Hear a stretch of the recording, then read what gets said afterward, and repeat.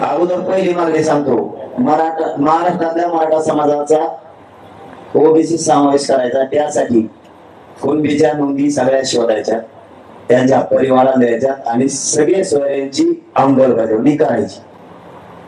याला जोडून प्लस नसता महाराष्ट्रातला मराठा आणि कुणबी एकाची एका ओळीचा अध्यादेश काढायचा। दोन्हीपैकी एक कोण सरकार मान्य का हो? दोन्हीपैकी कोणचं एक कर। सगळ्या सोयऱ्याचं बी कर, हे बी कर ना, काय तुला काय काम विकत आणायचे का?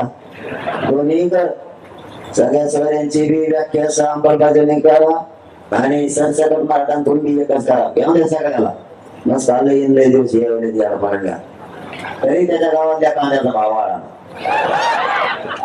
दुसरी मागणी, आंतरवादी सर्व महाराष्ट्रातल्या सर्व केसेस सरसकट विनाट मागे घ्यायचे।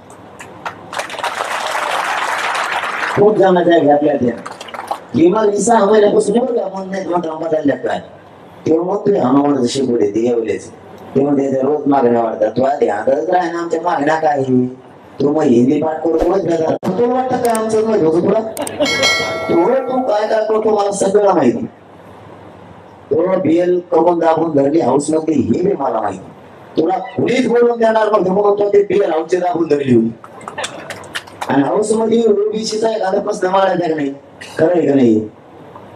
नेता आहे ना माने तो काय तेव्हा मला टप घेऊन म्हणतो का आठवता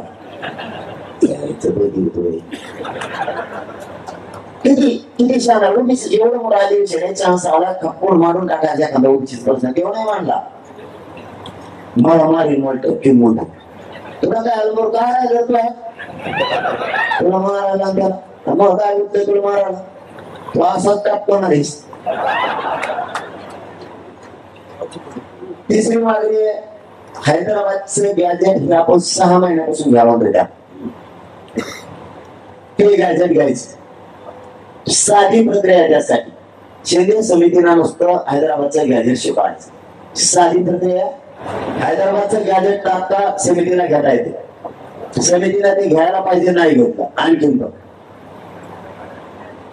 1881च्या जनतेने सुद्धा मराठा आणि कुणबी एकच ते सुद्धा घ्या, ध्यानात राहू दे। तुम्हाला बोलायचं येऊ द्या असं म्हणायचं नाही, त्यामुळे मला पाहिजे तुला काय माहिती सांगू, आपणच शिकून घ्यायचं काय काय पाहिजे।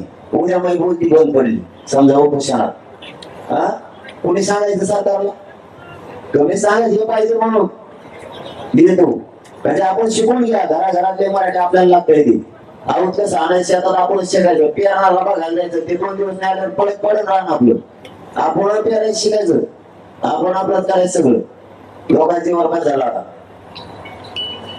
1901 सुद्धा जनगणना तिच्या सुद्धा मराठ्यांचा उल्लेख आहे, तीही घेण्यात यावी।